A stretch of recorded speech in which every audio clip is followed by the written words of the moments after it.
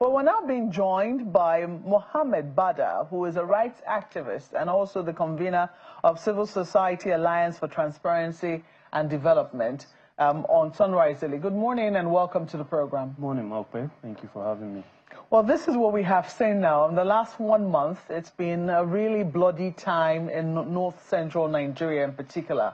I do not know if you are concerned about everyone must be concerned clearly about the resurgence, because it would seem that we had seen a tapering down of this sort of crisis for some time, but it does appear now that it is now escalating and, we're now recording the loss of more lives. From your own analysis, what do you think the matter is?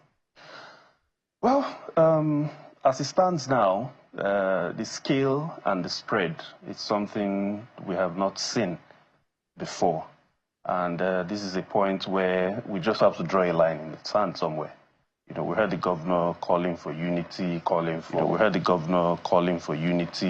for everybody to speak with one voice. I think this applies across board.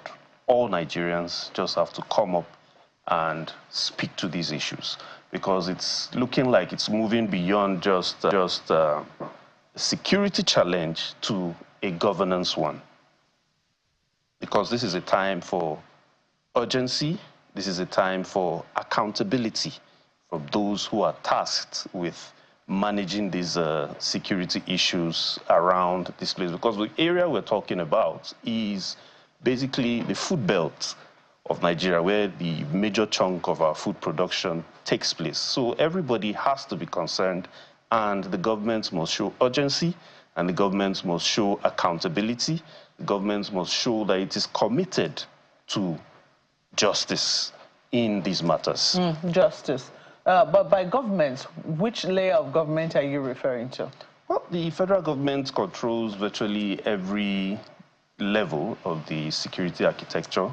The major parts of it, are vested within the federal government. So the federal government has to step in and show that commitment. We've seen elections where we hear about many thousands of policemen and army personnel and civil defense being deployed. So we want to hear that kind of statement, at least to reassure the people and to send a message to whoever is the aggressor or who is the victim that this has to stop. And also, we have people living in IDP camps who are practically abandoned, living in very, very, very, very inhumane and inhuman conditions.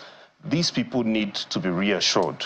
Government needs to reassure them. We have a government that prides itself as one that came on the banner of renewed hope. These people need hope, because the worst thing that can happen to a people is when a sense of hopelessness has become pervasive and it has become the norm, where people are just waiting like sitting ducks as it stands now.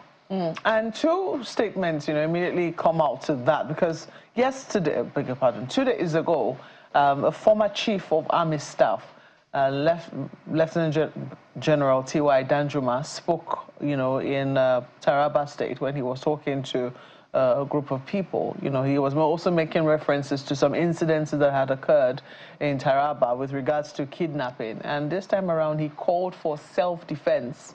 That citizens cannot be sitting ducks, and that the people should be allowed to defend themselves. Do you think that we're at that point yet, where citizens should be allowed to defend themselves, if we're seeing that the security agencies cannot be everywhere at the same time?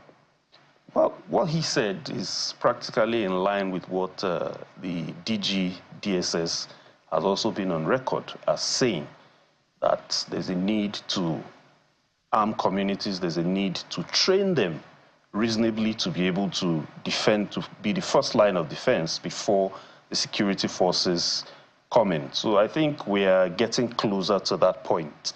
But for this to be effective, the issues of accountability, the issues of justice need to be addressed rather urgently. When you speak of accountability, what are you talking about?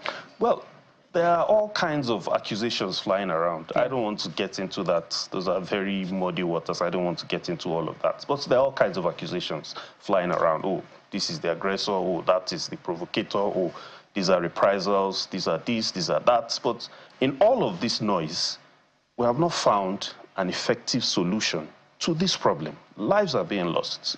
Today we are talking about 72 people in Benue. Yeah. These are not just 72 human beings. These are 72 potentials. These are 72 multiplied by infinity of what they could have contributed to the economy of this country, to our national development, to our continued existence as a people, cut off suddenly from the system. So where we are right now is where there has to be accountability. So if people are saying that, look, oh, somebody is taking sides, oh, these people are not protecting us enough, we need to see more commitment being shown at those levels. Government has to come down to their level and engage with these people to know what the issues are from their own perspective. Because right now it seems that everybody is just talking over the heads of the people who are actually in the theater where these things are happening. Well, you know, you mentioned you've already talked about justice, even though you say you don't want to get into the murky waters. The governor of Plateau State doesn't seem to be shying away from the murky waters, because when you use a word as heavy as genocide, clearly, you know, some people will say that is calling for attention, and clearly, you know, it speaks to an agenda. And we've heard this over and over again by people who live in the Middle Belt, that there seems to be an attempt to want to try and change the demography. That if we go and check some of the communities that have been attacked over the years, that some of these communities have emptied out, and people whom they do not know have moved into these villages and are now living there. They're occupying these places. Would you say that government has, you know, done enough to debunk, you know, allegations that this could be a genocide? Well, excuse me. The presidency did release a statement a couple of days back saying that the governor should also make efforts to address peace. So I assume that what he is doing is putting the ball back in their court. But indeed, the federal government has to do more than what it has done so far. Our troops are fantastic, they're wonderful, they are people that, as a civil society practitioner, I've engaged with them on so many different fora, at so many different levels. But the leadership has to lead. And leadership means leading from the front, showing direction, taking a stand. We do have to draw a line in the sand where this is concerned. So in the terms of the government has to make some statements. By the government, the federal government? The federal government. Because the state government clearly is speaking. Yes, the state government is speaking. I mean, tomorrow morning, the commissioner of police could be called back to Abuja or transferred to wherever. So ultimately, the bulk of the powers, the bulk of the responsibility for security lies at the federal level. So the federal government has to do more. This is not the time for blame games. This is not the time for politics. This is the time for government to step in and take a stand, because the people need to be reassured, which is not happening at the moment. Because you talk to these people, there's a sense of hopelessness around them. They just feel that, look, whatever happens, we'll do what we'll do to protect ourselves. But if that's the end, so be it. You cannot live like that. And it is even more pervasive when you think of the fact that in a place like Benue, there is still existing an internally displaced persons camp, you know, peopled by people that have been displaced from communities in that particular state. And when we talk about IDP camps, oftentimes our mind goes to the northeast of the country, especially Borno, that has suffered the brunt of terrorism over the years. But even Borno State has managed to be able to get its people, you know, those who are willing and able to go back to their homes and communities, they've been able to resettle a lot of those people. And so it draws question as to why it is that we have let this problem linger for so long in north-central parts of Nigeria? Is it that it's something that we're incapable of? Is it something that we're unable? I think we're just showing visuals now of some of these camps in the Benue area the Benue area of Benue State. It's really, really quite worrisome that just a few hours from Abuja, we have IDP camps, and it is of people from communities that have been displaced by this raging insecurity in the area. Well, it's quite disturbing. It's really quite disturbing. But again, it speaks to the fact, like I alluded to earlier, that this is a governance issue. It's no longer just a security challenge. Security challenges happen anywhere in the world, but the question is always, how are these issues addressed? What is the stance that the government has taken on this matter before the people will now follow? Because whether we'd like to admit it or not, there is a certain level of mistrust between the government and the governed in this case, and which has led probably the Plateau State governor to speak out. Okay, he's the chief security officer of a state. He's reasonably allowed to use certain words and to say things the way they are because he's responsible to his people. And in response to them, he's saying, look, this is where the problem lies. So it's up to the federal government not to come back and try to counter him or to come back and give us opinions upon opinions on what is going on, but to show a resolve that, look, whatever the grievances, whatever the misunderstandings, whatever the injustice that may have been done to any of the sides in this matter, this has to stop. There are state mechanisms for addressing grievances. We need to resort to those. I understand my colleague Ayo has questions for you. Ayo. Thank you, Mark. You know, sir, we had the governor of Jigawa State with us on this program, and in speaking to these issues, one of the things he said was that there is a need for the locals themselves to be engaged, and I think you have also alluded to that as well. The question that I'd like to ask you is, it's not the government that is killing its people. It's not the federal or state governments that is killing its people. It's not even the local governments that are killing their people. Is it that the people themselves cannot find a reason to live together in peace and harmony? Don't these issues, we all know that these issues date back decades. Can't these issues be resolved even among the people themselves and not make it something that is strictly government? Because we have had governments in and out over the past 20 years and the issues have remained the same.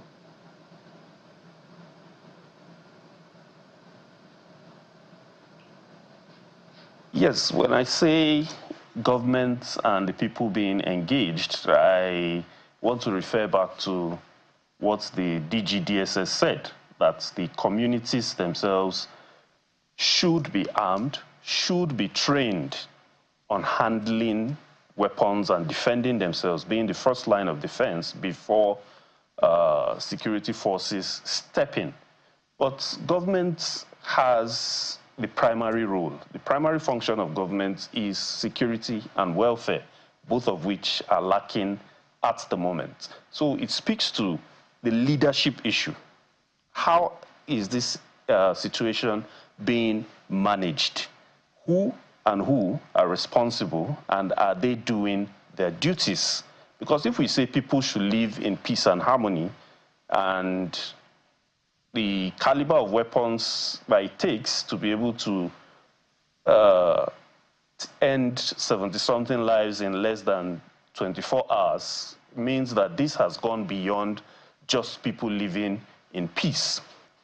It has gone to a level where there has to be a very, very strong response, a very, very coordinated response, which we are not seeing at the moment, because the people will follow my the leadership.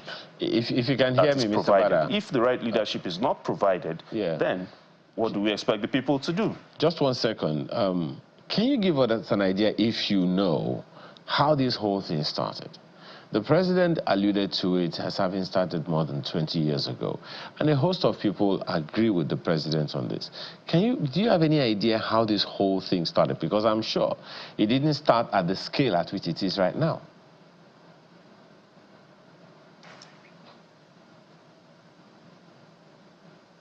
Yes, initially we were told that this was just a climate-related issue, population-related issue, and then a struggle for resources because the grazing lands, the grazing waters have been overrun by development.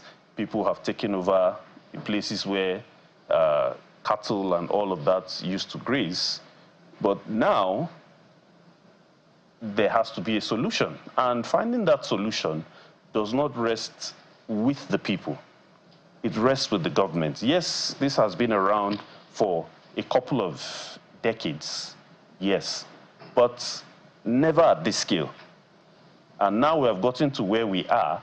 The question is, how do we pull out of where we are before we begin to talk about who caused what? Because now, lives are being lost at a very, very atrocious scale. So the question really is, how do we come out of where we are?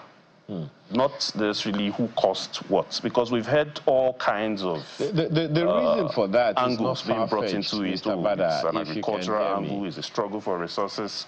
The reason for that is not really far-fetched because yes, if we don't know, I mean, we have heard it also said that the people, fomenting this trouble are not unknown, they are not faceless, and that they have an agenda. Marquez spoke to that earlier. So when we are talking about where it's all coming from, it's not about finger-pointing. It's about knowing the root cause and dealing with it. The president said enough is enough.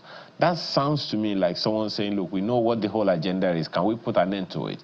Get to the real issues and not lose lives unnecessarily. So if you would proffer something, you've spoken about leadership and all, the government will come into the community, solve the problem, and still live. The people still have to live together. What are the issues of dissonance that need to be dealt with?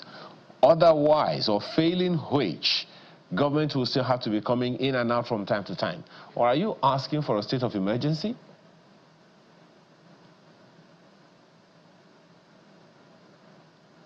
Well, as it stands now, state of emergency could come if the government feels that that is what is needed. All we are saying is government should do what is needed and show intent. They should show intent to resolve the issue. They should make a very, very strong statement that, look, this has to stop. The president, it's all well and good that he has made a pronouncement in Abuja that, look, we have to stop this, we have to put a stop to it, but it has to translate to real-time action on the ground. The people have to feel that the what kind of government actions are you looking out for, Mr. Bada? Just a second. What kind of actions are you looking out for specifically from the state government and specifically from the federal government?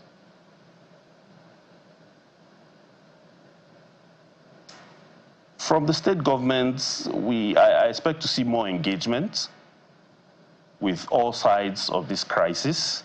And from the federal government, I expect to see deployment of more security forces, first. Then secondly, also engagement. Because the way and manner this thing has been handled points to a leadership problem. Like I said earlier, we have a minister for defense who seems to be disconnected every time. The president is briefed on an issue, he makes a pronouncement, he gives directives, he gives orders to people who are supposed to handle these issues. So if those people are not doing it, it behoves on the president to also take some more action to rejig the system, to rejig the security architecture. Security is not just for the security forces alone, it's not just for the government alone, it's a multi-sectoral and multi-stakeholder affair. So we should be seeing more of those kinds of engagement, particularly with the federal and state governments. Do you think that a meeting will be necessary? Meetings are quite necessary, and meetings not just in Abuja or in Jos or in Makurdi, but meetings, town hall styled, with the people who are involved in these issues. So if they are saying that the people who do these things are not faceless, go meet them. Who are they? Where do they live? Can we also go and talk to them? to know what the issue is from their own perspective. Interestingly, we saw that when, the first attacks happened in Bokos. We saw the NSA visit, we saw the data, we saw the Chief of Army Staff visit, we saw, quite a number of prominent people at the helm of security in the country visit that particular area and have discussions. And at the end of the day, they come out and say, oh, there needs to be more collaboration, or there needs to be, people need to sheath their swords. I think one particular one we heard, said that, I think it was that of the Chief of Army Staff, said the political solution is needed. It seemed that it was clearly out of the realm of just security, but that, they had to find a political solution, which some people will say political solution sometimes is the alternative to justice in clear terms. I don't know how you see that, because you are thinking that we should go along the lines of justice. But when you hear from the Chief of Army Staff that the political solution might be needed, what does it tell you? Well, the Chief of Army Staff is answerable to his commander-in-chief, who is a politician. So when he's calling for a political solution, it's not necessarily saying that we should go partisan or we should go political about it, but he's simply saying that, look, the leadership... It's in the hands of the politicians. Yes, it's in the hands of politicians. I mean, we have one of the issues is the Minister of Defense, for me, has not been forthcoming on this issue. So he's a politician. To me, at least to my mind and from my assessment of the situation, he has not spoken the language of the military. He has not also made himself available for the people, because if you're coordinating and you're managing all the security forces as he is, then you should also be engaging with the people to have a better understanding of what the issues are and what kind of directives and instructions you'll be passing on to the security forces, as well as to the president and other members of cabinet who may be responsible for certain other aspects of the issues that are on the ground. So as a minister, he should be in the forefront, but he's a politician, he's also a former businessman. So to me, I don't think that he's fully abreast of the issues. Well, the president returned to the country yesterday, and I think a lot of Nigerians will be waiting to see what will happen, what difference his return to the country will make in the crisis that has now, engulfed parts of Plateau and Benue State. But we have to thank you very much for coming back, for coming on Sunrise Daily this morning. Mohammed Bassa is a rights activist and also the convener of Civil Society Alliance for Transparency and Development. Thank you once more for coming on the program.